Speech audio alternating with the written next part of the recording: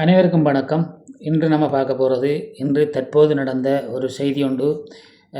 கொழும்பில் குற்றப்புலனாய்வு திணைக்களத்தினால் கடந்த வருடம் 4ஆம் மாதம் 2025ஆம் ஆண்டு 4ஆம் மாதம் 8ஆம் தேதி குற்றப்புலனாய்வு திணைக்களத்தினரால் இரவு வேளையில் மட்டக்களப்பு பாவிக்கரை ஓரத்தில் உள்ள திரு பிள்ளையான், அதாவது முன்னாள் பாராளுமன்ற உறுப்பினர், முன்னாள் கிழக்கு மாகாண முதலமைச்சர் சிவனேசதுர சந்திரகாந்தன் அவர்களை கைது செய்து சென்றிருந்தார்கள். என்ன காரணம் என்று அனைவருக்கும் தெரியும். கிழக்கு பல்கலைக்கழக ஓவேந்தரை கடத்தி காணாமலாக்கப்பட்ட என்கின்ற ஒரு வழக்கில் கைது செய்து சென்றிருந்தார்கள். அது தொடர்பாக நீண்ட நாளாக இன்றைக்கு 4ஆம் மாதம் 2ஆம் தேதி கிட்டத்தட்ட ஒரு வருட காலமாக குற்றப்புலனாய்வு திணைக்களத்தினால் தடுத்து வைத்து விசாரணைகள் மேற்கொண்டு வந்திருந்த நிலையில் அனைவரும் அறிந்த விடயம், பல குற்றச்சாட்டுக்கள் ஊடகங்களூடாகவும் பல யூடியூப் தளங்களின் ஊடாகவும் வந்து கொண்டிருந்த விடயத்தை பலரும் அறிந்திருக்கின்றோம். அதனைத் தொடர்ந்து பாதுகாப்பு அமைச்சர் பாராளுமன்றத்தில் ஆற்றிய உரை திரு பிள்ளையான் அவர்களுக்கு ஈஸ்டர் குண்டு தாக்குதலில் தொடர்பிருப்பதாகவும், ஜோசப் ராஜசிங்கம் ஐயாவின் கொலையில் தொடர்பிருப்பதாகவும் இப்படி போன்ற பல குற்றச்சாட்டுக்களை பாதுகாப்பு அமைச்சர் பாராளுமன்றத்தில் தெரிவித்திருந்தாலும் கூட ஊடகங்கள் ஊடாகவும் பல குற்றச்சாட்டுக்களை தெரிவித்திருந்த நிலையில்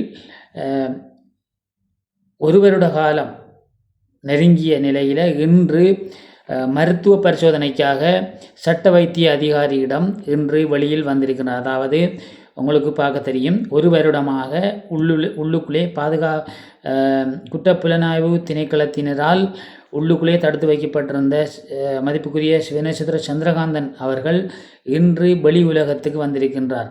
அதாவது வெளியில் ஒரு இயற்கை காற்றையோ அல்லது ஒரு நிலத்தையோ பார்க்கின்ற அளவுக்கு இன்று வெளியில் கொண்டு வைத்திய ஆலோசனைக்காகவும் சட்ட வைத்தியரிடம் கொண்டு காண்பித்து அவரின் வைத்திய உடல்நிலை சம்பந்தமாக பரிசோதனை செய்துவிட்டு மீண்டும் சிறைச்சாலை நீதிபதியிடம் கொண்டு சென்று மீண்டும் குறிப்பாக இலங்கை சட்டத்திட்டத்தை பொறுத்த வரைக்கும் பயங்கரவாத தடுப்புச் சட்டம் என்கின்ற அந்த சட்டத்தின் ஊடாக கடந்த 6-7 வருட காலத்துக்கு முன்னாடி மைத்திரிபால சிறிசேன அவர்கள் ஆட்சி காலத்தில் இருந்த காலகட்டத்தில் 1.5 வருட காலமும் தடுத்து வைக்கக்கூடிய மாதிரியான ஒரு சட்டம் இருந்தது. பயங்கரவாத தடுப்பு சட்டத்தின் கீழாக ஒருவரை கைது செய்தால் 1.5 வருடம் தங்களோட கட்டுப்பாட்டுக்குள்ள கோட்சிக்கோ எந்த விதமான எவருக்கும் எந்த அறிக்கையோ எந்த இது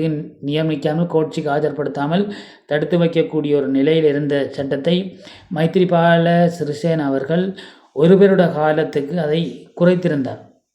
அந்த அடிப்படையில் தற்போது ஒரு வருடத்துக்கு முதல் கைது செய்யப்பட்ட சிவனேசதுர சந்திரகாந்தன் அவர்கள் என்னதான் இருந்தாலும் ஒரு வருட காலத்துக்கு மேலே பயங்கரவாத தடுப்பு சட்டத்தின் கீழே தடுத்து வைக்க முடியாது, தடுத்து விசாரிக்க முடியாது என்கின்ற ஒரு நிர்பந்தத்துக்கு அடிப்படையில் இன்று வெளியில் கொண்டு வந்துடப்பட்டிருக்கிறார். ஒரு வருடம் முடிந்ததுக்கு பிறகு இதற்கு முதல் சிஐடியின் கட்டுப்பாடில் வைத்து அவரை விசாரணை செய்து கொண்டிருந்தவர்கள் என்ன நடந்தன்ற தகவல் இனி சில மணித்தியாலங்களில் வெளியாகும்.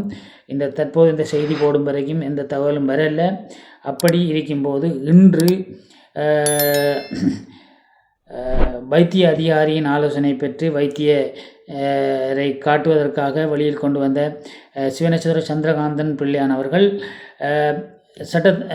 நீதிபதியிடமும் ஆஜர்படுத்தி இன்று அவர் ஒரு வருடம் முடிந்ததுக்கு பிறகு வைத்துக்கொள்ளலா என்ற காரணத்துக்காக சிறைச்சாலை அனுப்பப்பட்டிருக்கின்றார். மீண்டும் அடுத்த வழக்கு எப்போ நீதிமன்றத்துக்கு அழைத்து வரப்படுவார் என்கின்ற தகவல் இதுவரைக்கும் கிடைக்கவில்லை. தகவல் கிடைத்தவுடன் உங்களுக்காக பகிர்ந்து கொள்ள தயாராக இருக்கின்றோம். அந்த வகையில் தற்போது சிறைச்சாலை வாகனத்தில் உங்களுக்கு தெரியும், பேருந்து பஸ்ஸில் ஏற்றி கொண்டு இப்போ சிஐடியின் கட்டுப்பாட்டில் இருந்தவரை ஒரு வருடம் கழிந்ததுக்கு பிறகு இன்று வெளியில் கொண்டு அவங்க சிறைச்சாலை அதிகாரிகளின் கைகளில் ஒப்படைத்திருக்கின்றார்கள். சிறைக்கு அனுப்பப்பட்டிருக்கின்றார். எந்த சிறை என்ன என்றது இன்னும் இதுவரைக்கும் தகவல் தெரியவில்லை. மீண்டும் அந்த வழக்கு எப்போ எடுத்துக்கொள்ளப்படுவது என்ற தகவலும் தெரியவில்லை. தெரிந்தவுடன் உங்களுக்கு தெரியப்படுத்துகின்றேன். தற்போது சிறைச்சாலைக்கு அனுப்பப்பட்டிருக்கின்றார். இன்று இரவுக்குள் அதுக்குரிய தகவல் என்னன்றதை அறியக்கூடியதாக இருக்கும். அறிந்தவுடன் உங்களுக்கு தெரியப்படுத்துகின்றேன்.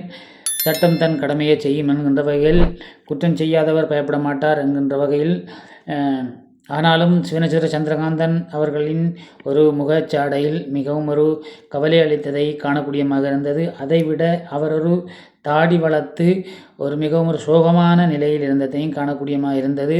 மிகவும் அவரின் ஆதரவாளர்கள் கட்சி தொண்டர்களின் மத்தியில் ஒரு சோகத்தையும் ஒரு இதையும் ஒரு அச்சத்தை ஏற்படுத்தக்கூடிய ஒரு நிலைமையிலே இருந்ததை அவதானிக்கக்கூடியதாக இருந்தது. எது எப்படி இருந்தாலும் எது நடக்கிறதோ அது நன்றாகவே நடக்கும் என்கின்ற அடிப்படையில் மீண்டும் வழக்குகளை தீர்ப்பு வழங்கும் வரைக்கும் பிணையில் வருவாரா வரமாட்டாரா, எப்போ பிணை கிடைக்கும் என்கின்ற பதிவை அடுத்த கட்டமாக உங்களிடம் கொண்டு சேர்க்கும் வரை விடைபெறுகிறேன். முதல் இதை பார்க்கின்றவர்கள் சப்ஸ்கிரைப் பண்ணி போட்டு பாருங்கள். மீண்டும் ஒரு வீடியோவில் உங்களை சந்திக்கும் வரை விடைபெறுகிறேன். நன்றி.